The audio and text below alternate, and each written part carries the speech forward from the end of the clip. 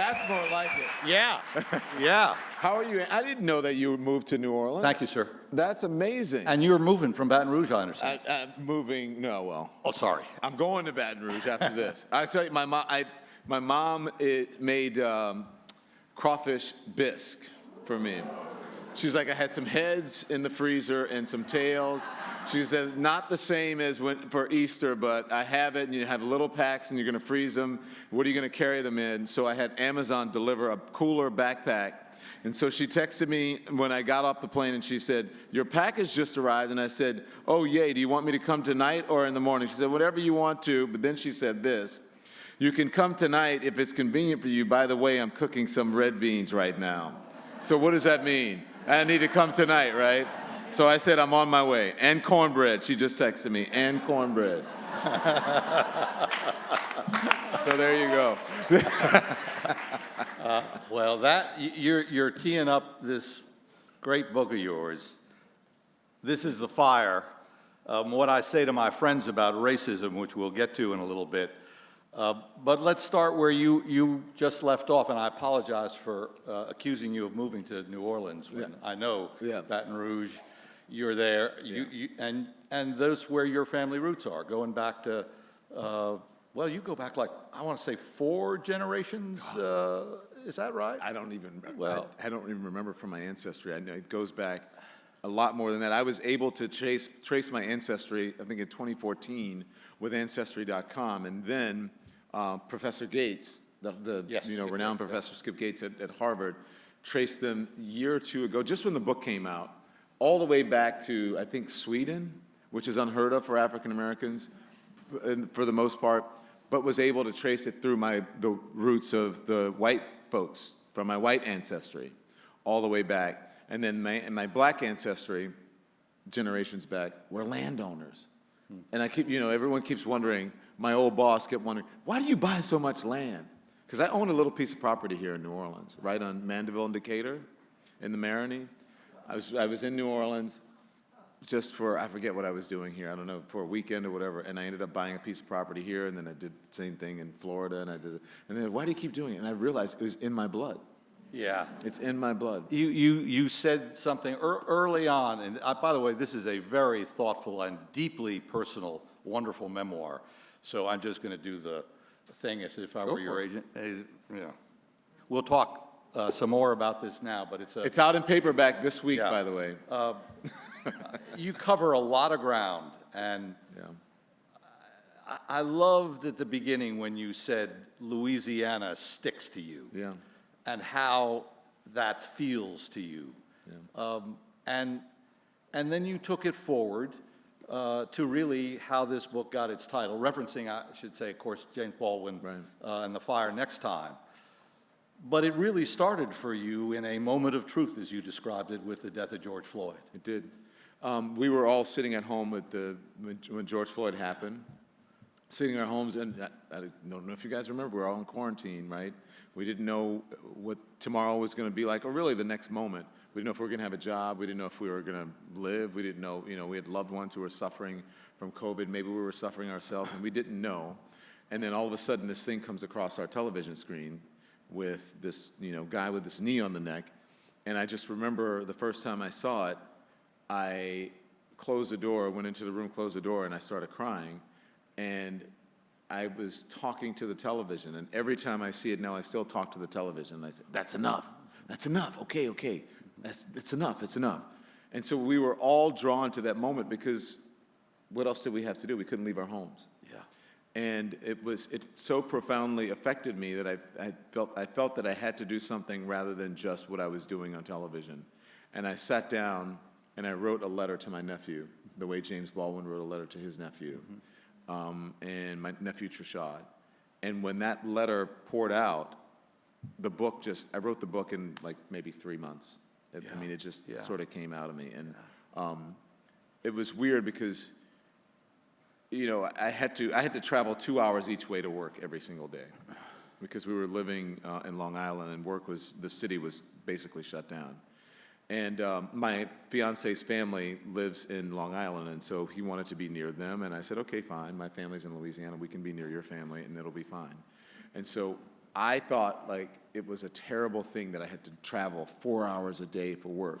But it gave me the discipline to write the book, Andy, because at midnight, I would sit in the back of the car and write notes or call, the editor and say, did you get to see what I sent you yesterday? And we would talk about it. And then in a matter of months, I had a book. People ask me all the time about when it comes to what you just described, how did you feel having to be on the air? You led the coverage for CNN during that whole period. How did you feel when you were really having to step up over and over and over again and talk about this story? It was a one foot in front of the other moment every single day.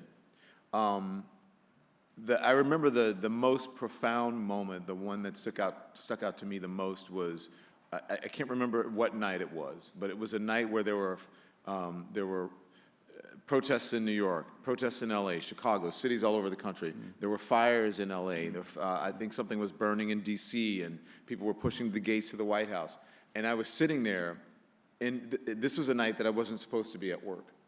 And things started to flare up, and my boss called and said, I need you to go on the air. You can't make it in to the city. I need you to do it from your home studio. So I was sitting in my home studio in my house without the giant support of CNN, the big building and all the technicians and the people who usually put the microphones on, make everything work. The lighting is just so whatever, and even if you haven't slept, you look like $1 million, right? None of that. So I just jumped in front of the camera, and started talking, and I felt like it was Don Lemon. I hate to refer to myself in the third person as, some of our former leaders do. It's very similar names. But I felt like it was Don Lemon watching Don Lemon do the news. And it was just the most bizarre moment. And I said, is anybody listening? I'm paraphrasing, I don't know exactly what I said. But can you help? Do you see what's happening to our country? What is going on? Mr. President, help. The former president, Barack Obama, help. Our country is, we're tearing each other apart. I don't know what's going on. And I was just reaching out to people, names in Hollywood's like, help, like, do something. And it was the most bizarre moment. I felt like I was standing on the edge of the ocean, screaming into the void. Yeah. And, but then afterwards, in hindsight, I wasn't, because people were watching, and, eventually the verdict came down, and a difference was made. But it was bizarre. You described it at one point, if I have the words right, our dungeon shook. Dungeon shook. Well, that was. I said it was a moment similar to what James Baldwin said. The very time I thought I was lost, my dungeon shook and my chains fell off. Yeah.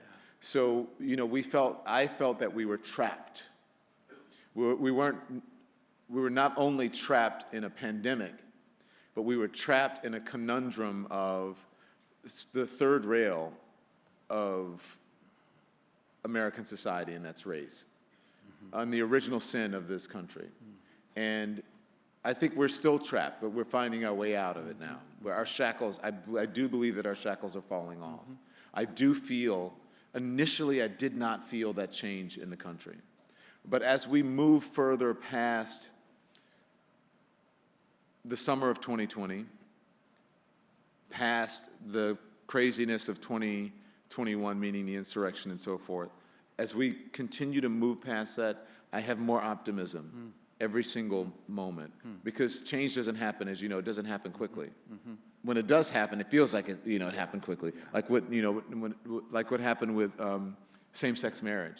Like, oh man, it feels like it's always been there, but it was a long, hard slog that we had to go through to get that, as was this civil rights and what have you. And I think that we're finally turning. Well, let's talk a bit more about that.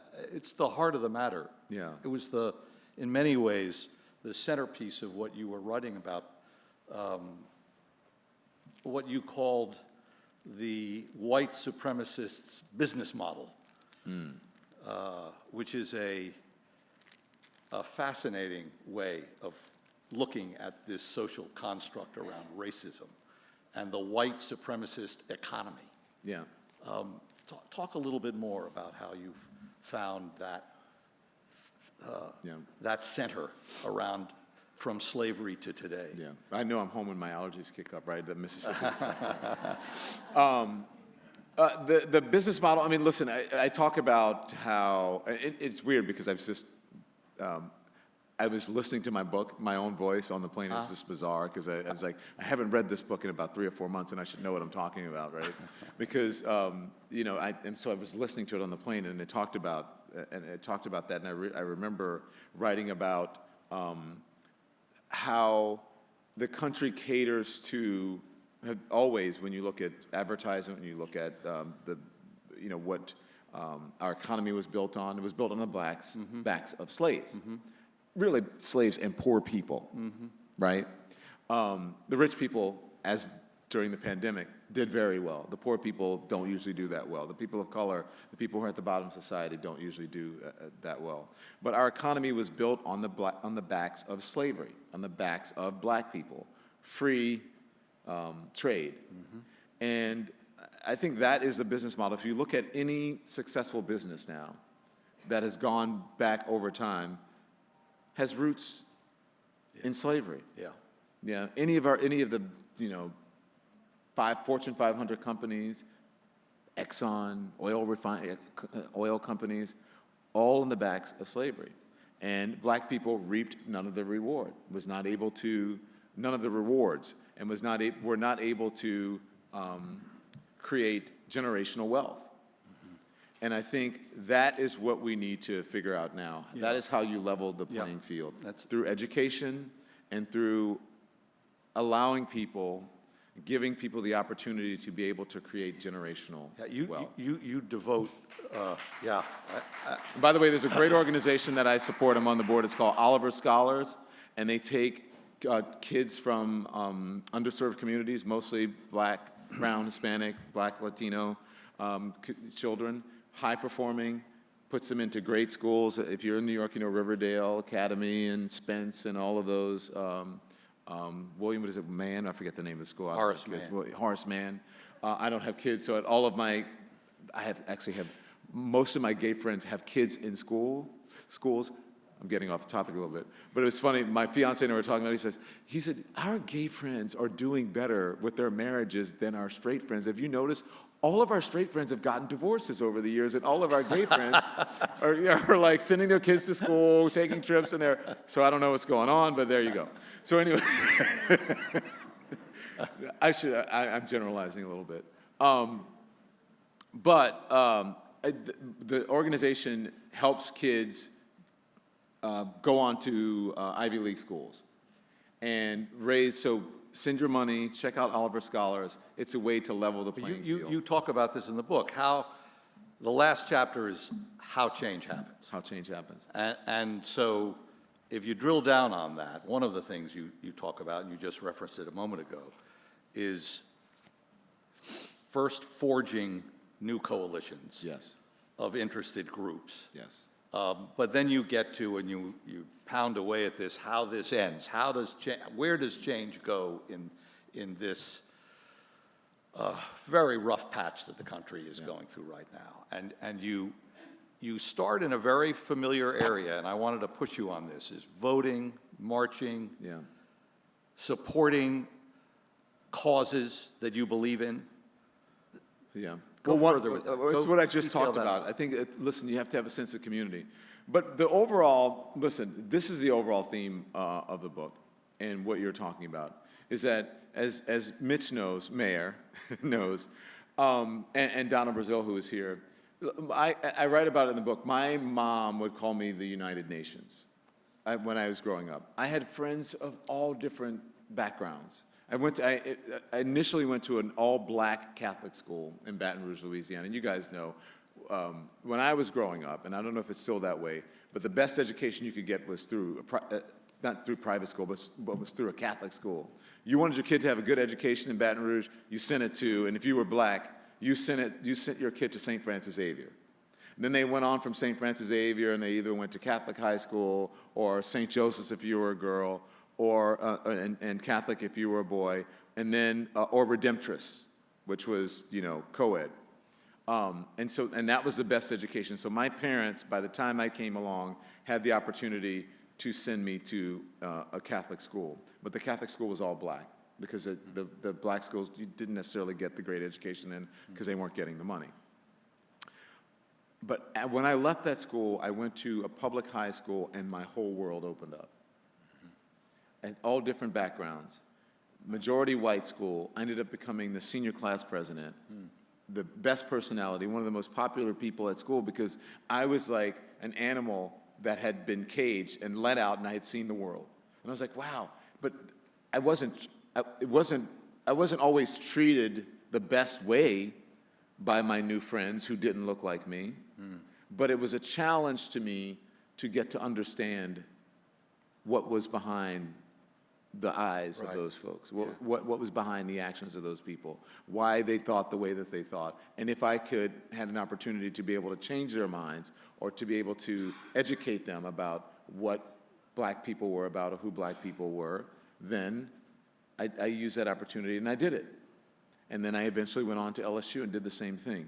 So I think my overall theme, what I write about in the book and what I say on television and what Mitch Landrieu and I talk about on TV, is find a friend who doesn't look like you. If you see Mitch Landrieu, he walks around, he knows everybody, black, white, it doesn't care who you are. He knows I'm the same way. And I think we spend too much time in our own little bubbles, in our own little worlds, with people who only look like us, with people who are only from our socioeconomic backgrounds. And we cannot continue to live together and to thrive and to create and to make this place that it's supposed to be a more perfect union, not a perfect union, a more perfect union if we continue to operate that way. Yeah, that's the overall thing. We have to give each other grace in those moments to be able to disagree, to learn about each other without canceling each other. Yeah, you put one line of what you were just saying together in a way that I hadn't seen. You said we've got to talk about black complacency while we talk about getting white people to reject the entitlement of their privilege, and bringing those two tense, where there's such tension, is where the healing begins. And when I talked about black complacency, I was talking about myself as well, because I think we were all sort of living in a bubble after the Obama administration, although we knew that it was just beneath the surface, like black folks knew it. I think a lot of my white counterparts and friends were like, oh my gosh, especially after the last election and all, they were like, oh my gosh, I can't believe this happens, this actually happens. Well, George Floyd was a very vivid example of racism, one of the harshest examples of it. What I meant by black complacency is that we have to, at every single moment, realize not only how far we've come, but where we need to go. Because I feel that if people like me, who were doing well, and people like my parents who gave me every opportunity, is that if we had fought harder, if we had pushed back harder, I felt guilty, which is one of the reasons I wrote the letter to my nephew. I felt guilty watching those young people out there fighting and protesting George Floyd, that I hadn't done enough for them. That I, even in being the big anchor on CNN, that I hadn't fought enough, that I hadn't protested enough, that I hadn't spoken out enough, that I hadn't used whatever economic power, whatever celebrity power that I had to move forward. And there they were out there fighting, and here I am sitting in a studio. I felt guilt about that, and so partially that's what I meant about black complacency. But also, within that, I have the responsibility and the duty to tell and to show white people it's only going to change if you change, if you make it better. Right. It's not incumbent upon the oppressed to pull themselves out of oppression. It's incumbent upon the oppressor to be able to do it. To be aware of it. To be aware of it. Yeah. No, I think that's very well said. I don't know how much time we have left. I want to make sure we open it to questions. For questions. You want to just, anybody got any questions so far? You, sir, go ahead. Thinking about the war in Ukraine, I'm wondering if you think there's sort of a double standard in how we report on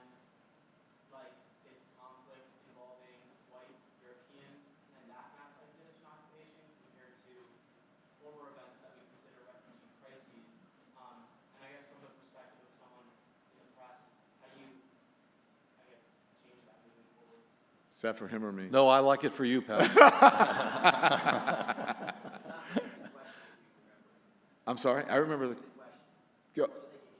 Oh, okay. The question was the conflict that we're looking at, the difference between reporting on, you said European countries and other skirmishes or other wars and atrocities that deal with people who are darker people, right? Or maybe people, or maybe Africa, what have you. Listen, I posed that question, a similar question. It wasn't specifically like that, but to Fareed Zakaria, and others on the network talked about that as well, some of the generals and some of the experts that we have on.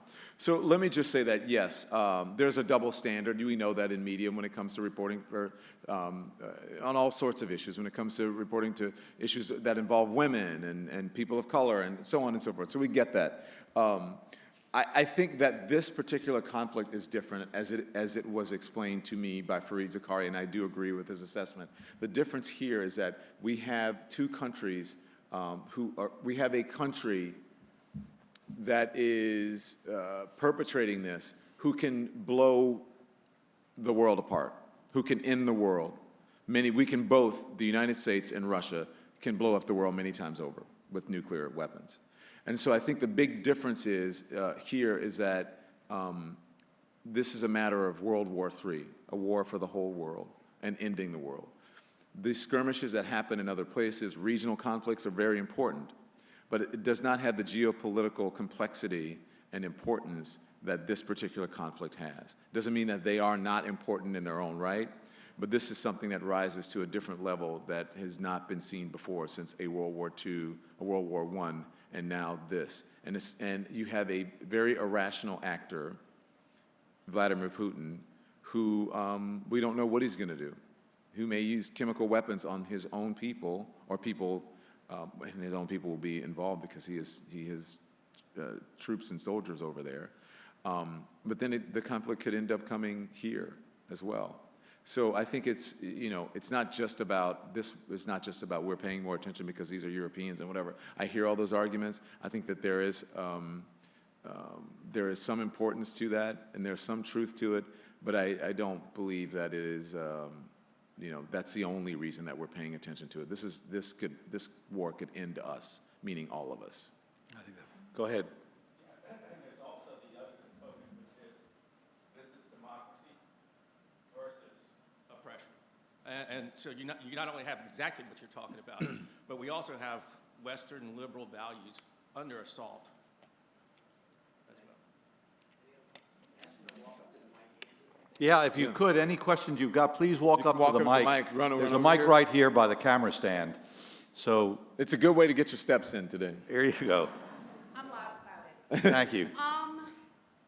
Building off of what he asked and how you answered, our entire justification for going into Iraq, though, was that they had weapons of mass destruction. We invaded. Why is it different now? We know he has weapons. Why?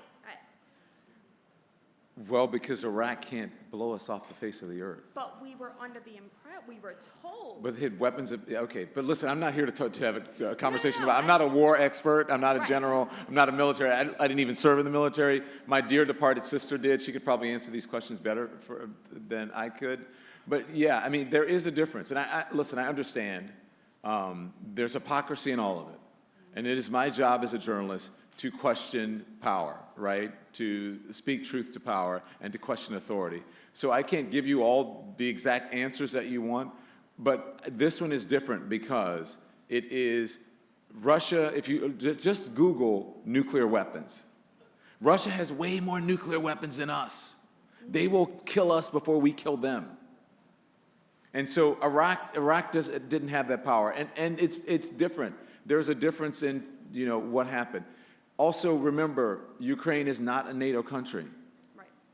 And so I think this will escalate to something different if they indeed attack a NATO country. The attack for 9/11 was on a NATO country, which was the United States of America. I want to get to a few more questions, and one maybe that's off of Ukraine for the moment, and Yeah. the subject that. No, but that I'm glad you guys are watching, and Yeah. it's very important.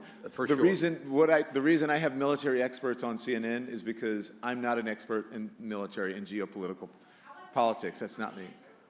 Yeah, I understand. I'm wondering if y'all are asking those same questions We are, and the reason I'm telling you this, I wish I had better answers for you, but I'm not the person to answer those questions. I sit there and ask them of other people who have way more knowledge than I do on Go ahead, those sir. subjects.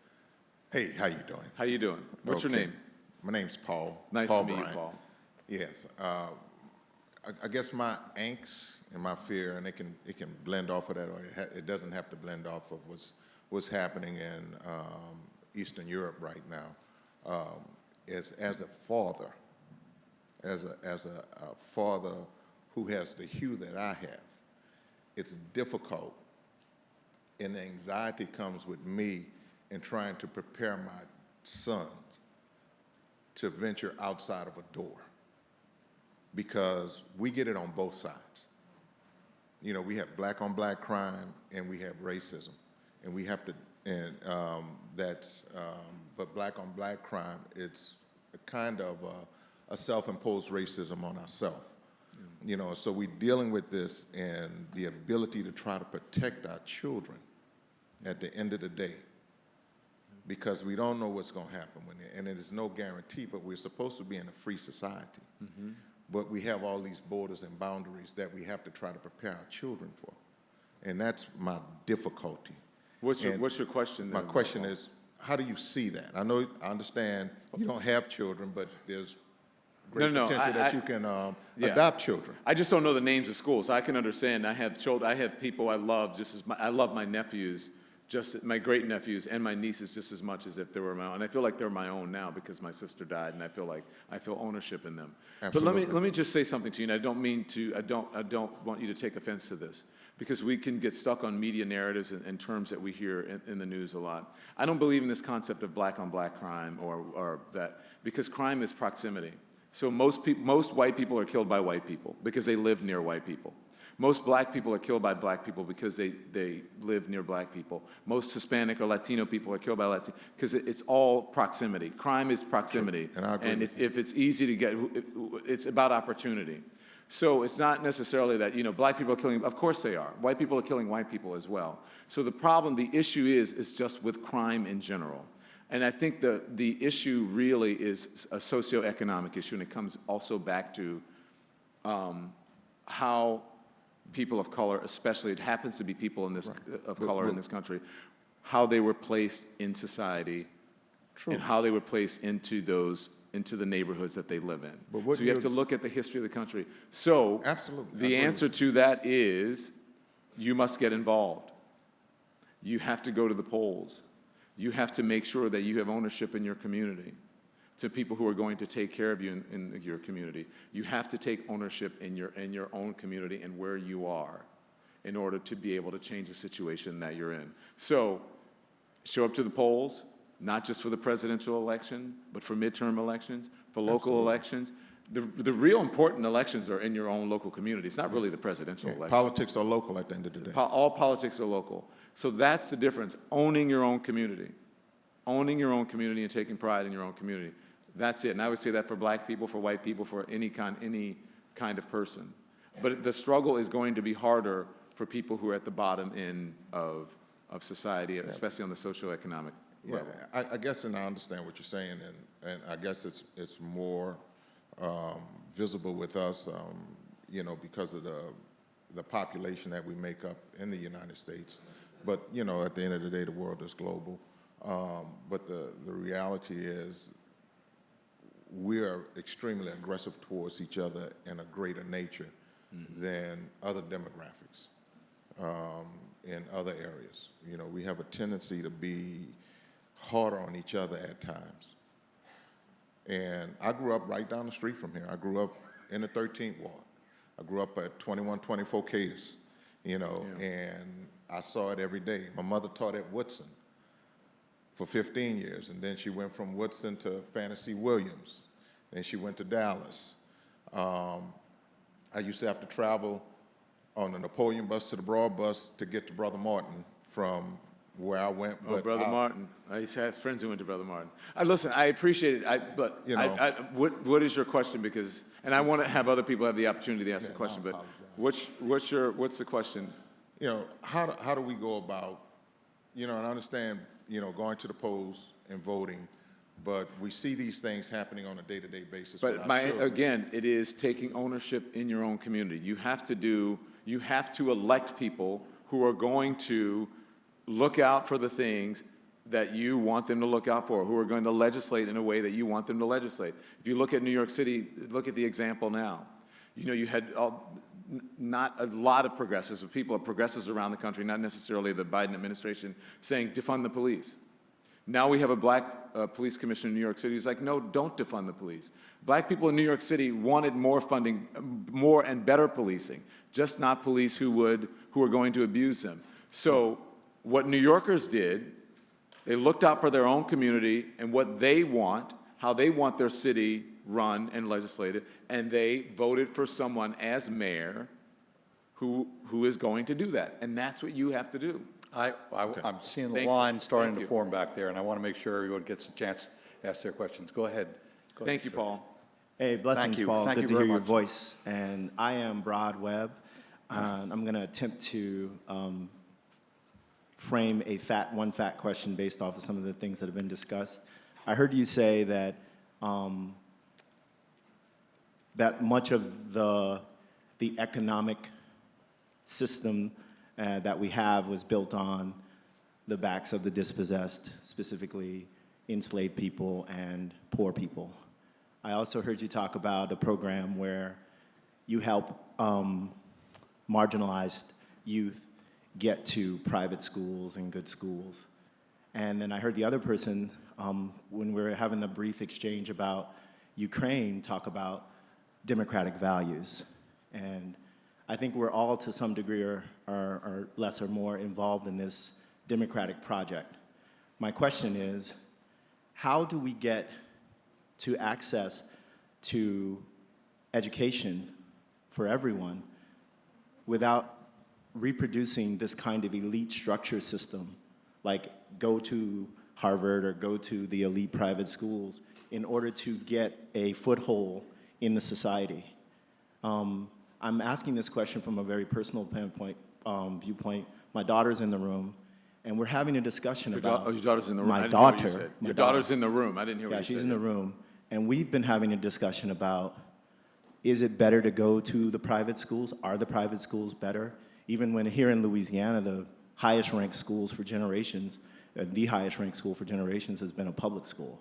And there's a few of them in the state. I'm not rushing. What's your question? Because I want other people How to do get we it. get to this space of, that you're talking about, of improving the democratic project without reproducing that same elite structure where you have to go to certain kinds of spaces to even have a stake in the system? Well, I spoke about in my own region. I was very specific about when I was growing up, in Baton Rouge if you wanted to. It's different, and it may be different where you are. But it's still, I go back to the same thing, is that you have to take ownership in where you are, and that means the educational system, and that is on a local level. So that is incumbent upon you to be able.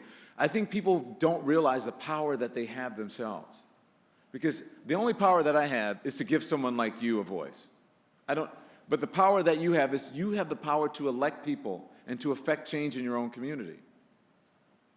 And there's nothing wrong with people going to elite universities. The question is, how can everyone have access to be able to go to elite universities? There's nothing wrong with that. That's all good. Or go to a great HBCU, or go to Southern University, or go to Xavier, or go to wherever. There's nothing wrong with that. But that starts on the local level. That doesn't start, you're not going to correct that outside of that. That's the power that you have, is to be able to elect people in your own communities that can shape your communities in the way that you want your communities to be shaped. Let's see if we can squeeze in 2 more questions here, and that's Thank all you. the Thank time you. we have. Thank you very much. Hi, my name is Femi. I'm a college student here. Hi. You're a big inspiration to a lot of BIPOC students. So I wanted to know, what is like one big piece of advice or like kind of like a guiding light you would offer to students that look like me? Can you say again, because I'm... Yes. I want to know, like, what is one key piece of advice you would offer to, students that look like me, kind of who are going on our professional journey and want to achieve, Okay. great things? Now you're speaking my language. I'm like, I'm not a politician. You're asking me all this stuff. I can just give you my point of view about it. Here's what you said, Femi, right? Yeah. Okay, so Femi, come here. Let me tell you something. Come over here. This is my language. You're in college? Okay, come up here. So I'm just talking to you. So you're in college. Here's what I tell people, because I love speaking to young people. I have interns that come in every year. I write about it in my book, and I give speeches to them. The interns that come in every year, and they say to me, regardless of where they're come from, how can I make it in this business as a strong black woman? How can I make it in this business as a proud member of the LGBTQ community? How do I navigate this business as a Jewish person, as this? And you know what I tell them? It's very easy. Number one, you work hard, right? Number two, you don't worry about those things. You worry about being excellent, and then you bring those issues that you might have as a black woman, you bring them to a Don Lemon who has been in this business forever, the old heads, right? And we will take care of those problems for you. I want you to worry about excellence. Be excellent. As someone who ran an organization, a news organization, a company, he will tell you the cream always rises. Especially for those who have had a harder, because you have that in you that you must succeed. Okay, so work hard. Don't worry about don't look at yourself as other. Number three is work hard. 1 and 3, work hard. And number 4 is the biggest piece of advice to give to people. Don't worry about what people think about you. You don't need anybody else's backing. You don't need anybody else to believe in you but you. One of my mentors, T.D. Jakes, has a sermon that I think has helped propel me into whatever success that I've had. You don't worry about if the entire system or bosses or mentors, you don't worry about if they're behind you. He says in church, I want you to look at your neighbor and say, hey, neighbor, you don't have to believe in my dream. Andy Lack, you don't have to believe in my dream. You don't have to believe in my dream. And he says, now I want you to look at if you have a dream, if you believe in something that's crazy, impossible, or insane, and you look at your neighbor and say, hey, neighbor, you don't have to believe in my dream. You don't have to believe in my dream. So I want you every day that you wake up to say to yourself, look in the mirror and say, I have to believe in my dream. My mama doesn't have to believe in my dream. My daddy doesn't have to believe in my dream. My aunt doesn't have to believe in my dream. My boss doesn't have to believe in my dream. No one has to believe in my dream but me. And guess what? Here I am, and there you will be. And mark my words, Femi. If you come to me, if you believe that way, come to me in 10 years, and you're going to be in awe. I'm going to say, oh my gosh, you are now my boss. Am I lying? No, I was just going to say, I think you got a job out of this. I think you're doing real good. That is my advice to young people. Don't think about being other at all. Yeah, you gotta, I think Don really said it well. Don't be discouraged or defeated by the rejections you're going to get. Just keep pushing. That's my motivator. I am going to be an honest broker of information. I'm going to be around 10 years from now, and I hope I'm going to be able to report on what you just got from this gentleman, Mr. Lemon. Yeah. So go for it, but go with that advice, and I think you'll find yourself in a very good position from now. Anybody has ever told me, no, I couldn't make it, you know what I say? I'm going to show you. That's what you have to do. Good luck. Good luck. Best of luck. Okay. Last question, sir, please. Well, first of all, I want to say thank you for that uplifting advice. I'm a social psychologist at Harvard, and Robert Keegan, who's in the education school, would characterize that as moving from a socialized mindset to a self-authoring mindset, where you write your own story. So kudos to that.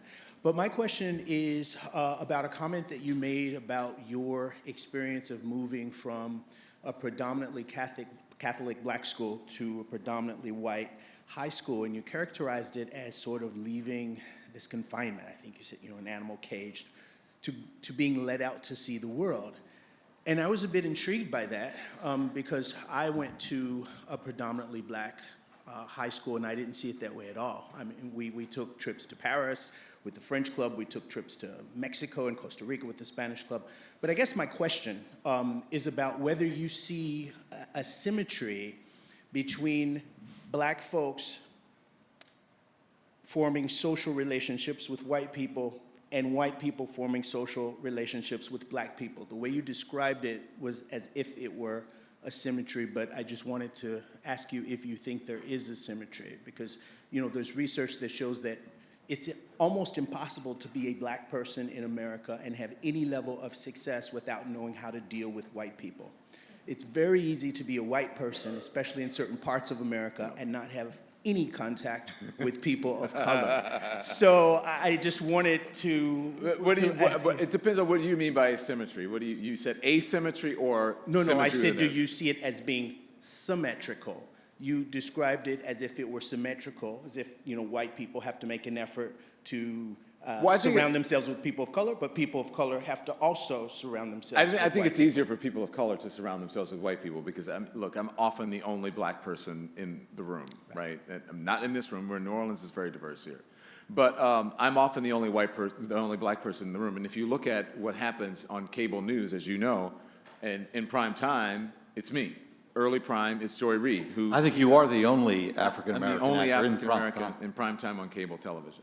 And so I get that. So is there, no, this is asymmetrical. Okay. So it is asymmetrical, but I do think that, I still believe that, especially young people, I was in an environment, listen, this is 1960s and 1970s. The world is a different place now.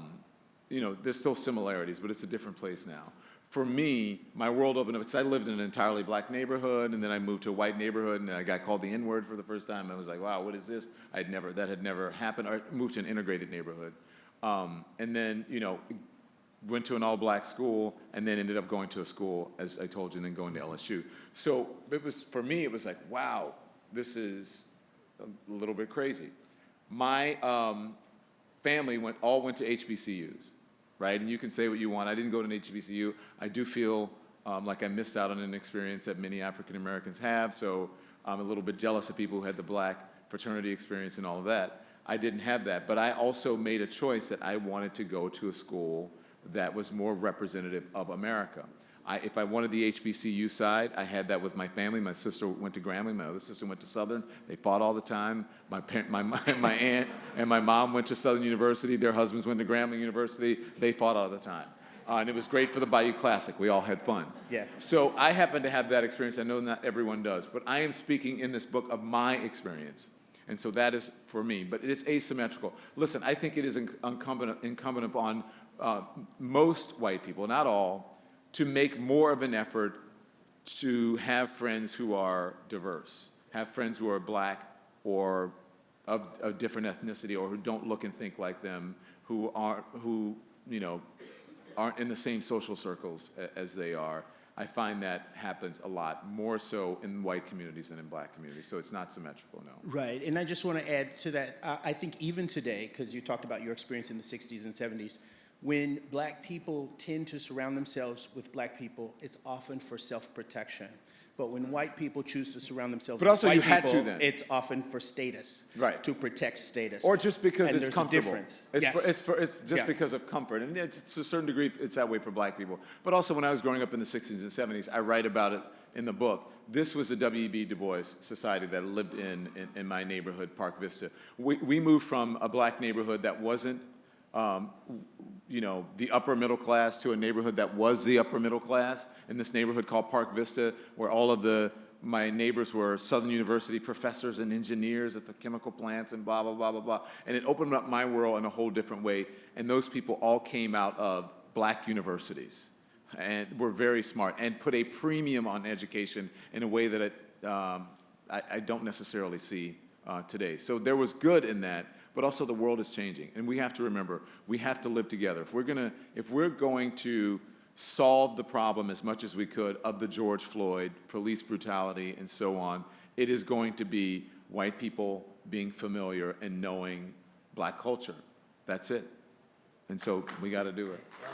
I think that is a grace note to end on. Thank you, Don. Give it up for Don Lemon, ladies and gentlemen.